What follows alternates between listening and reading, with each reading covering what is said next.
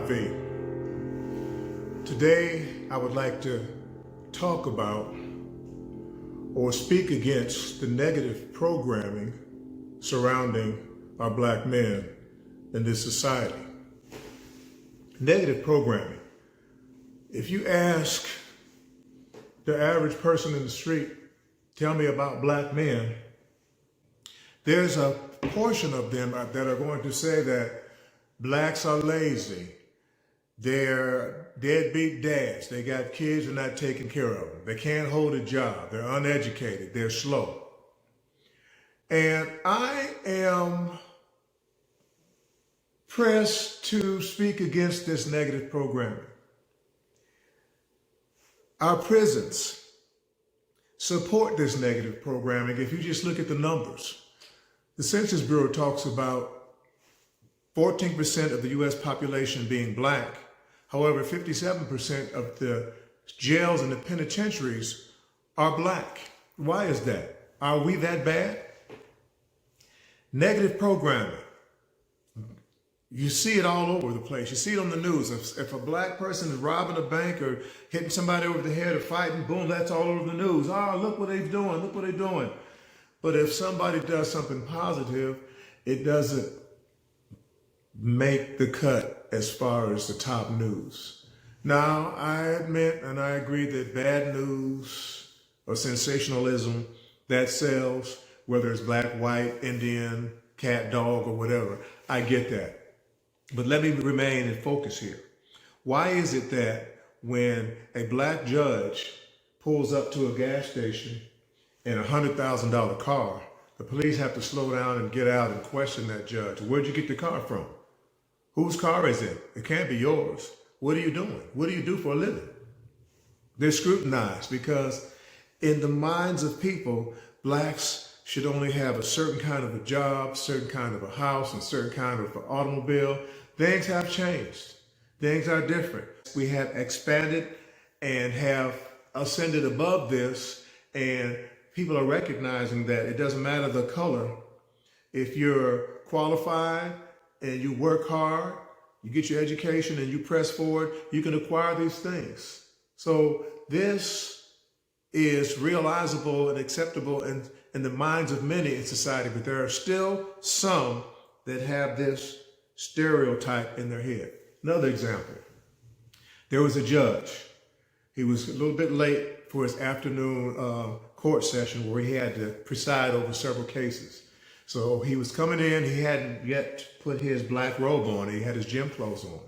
So while he was behind the podium getting things ready, a sheriff and the bailiff came up and they said, "Boy, what are you doing behind there? Get from behind there. That's the judge's station." The young judge, who was in his early 30s, late 40s, he said, "Why would I be behind the judge's seat?" "I don't know, boy, but you better get out of there right now or I'm going to throw these cuffs on you and you're going to have a long day. What are you doing back there, boy?" All of a sudden, one of the attorneys and the court stenographer heard the commotion and ran out. And they said, wait, that's the judge. That's the judge. And the bailiff and sheriff was like, well, I didn't know. To make a long story short, that was this young man's last day at the job. He made a big mistake. This happens quite often in this society because people still are not accustomed to blacks having this kind of financial or economic power. There was an incident years ago. Some of you are aware of the famous singer who is passed now, Whitney Houston, one of the greatest vocalists of all time, female vocalists of all time. She was in Atlanta and she went to one of the expensive stores. I don't know if it was Nordstrom or somewhere up in Lenox. And she was in there looking around and they had the security following her around, asking her, what is she doing in this store? They didn't know who she was because, she was popular among black fans. Well, whites also, but these particular people, they didn't know who she was. And they were scrutinizing her and interrogating her why she was in there. So this situation with typecasting and stereotyping black people, it still exists today. So what can we do to combat against this? What can we do to fight against this? Well, we must participate, assimilate, and graduate. We must participate in the laws and the Constitution that is set, that provides a pathway for us to obtain liberties due to all people, due to all men. We cannot fight with our fists, but we have to fight with our minds. We must use the system. Because if you commit a crime as a black man, it's going to set you back 10 times farther than it would if you're white. Because you're already scrutinized because of the color of your skin. So we have to participate and we have to assimilate, which means we have to be aware of societal norms, acceptable norms. We have to have proper etiquette when it comes to dealing with the public, when it comes to representing ourselves. I still see some people, some women coming out in curlers and pajamas to Walmart. And I see some guys still got their pants sagging and they looking like they just came out of the house any kind of way. Why would you do that to yourself and to your people? We must represent. I have a couple of hoodies and I wear them around the house because it's wintertime and when it gets cold, I don't have to turn my heat up. I can just put the hoodies on. They're comfortable, they're warm. But I'm very careful on where I would wear them out, where I would go out and wear these hoodies, because I'm going to be scrutinized and looked at funny.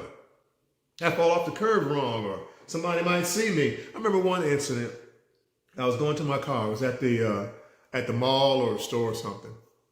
And I went to go to my car and a white woman's car was parked this way and I was parked this way where our doors were right next to each other. She got in her car real fast and grabbed her purse and everything and locked the door. And immediately I got in the car and grabbed my things and I locked the door and I looked at her like this. I was like, back at you.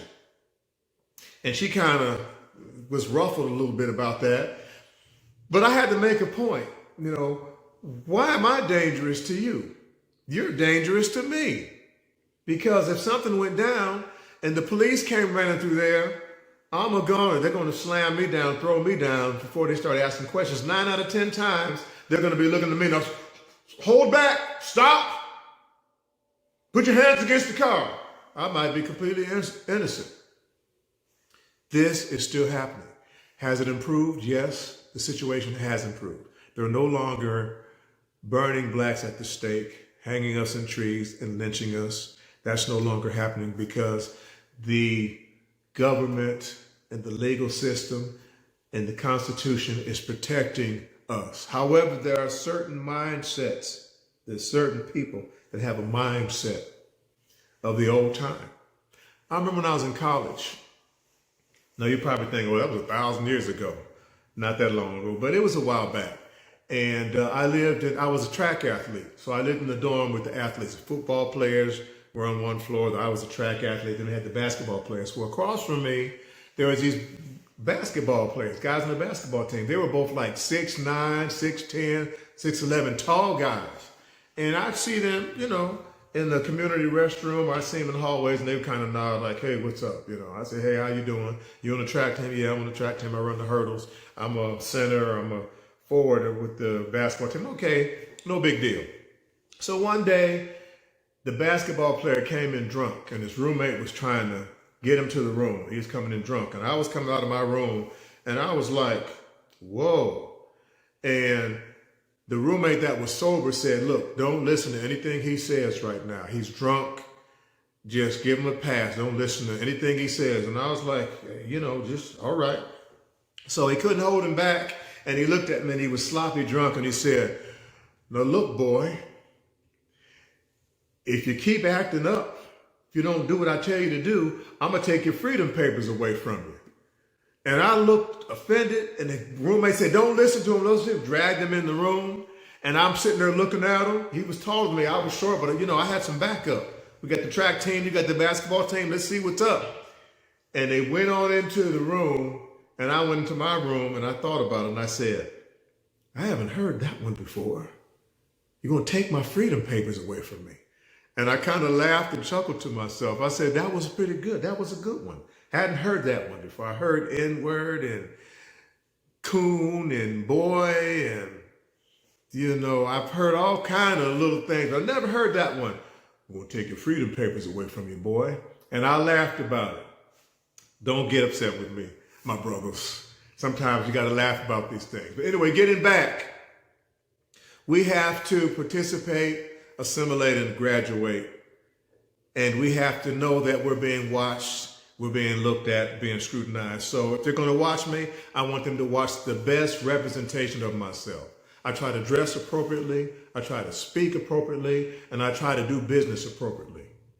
I'm going to assimilate, and I'm going to make a difference, and I'm going to, in my way, change the mindset of people that have negative stereotypes about black men, because I'm going to be that stereotype that they can't figure out, that he doesn't fit into these negative stereotypes, and I never will. Participate, assimilate, and graduate. I'm Doc V.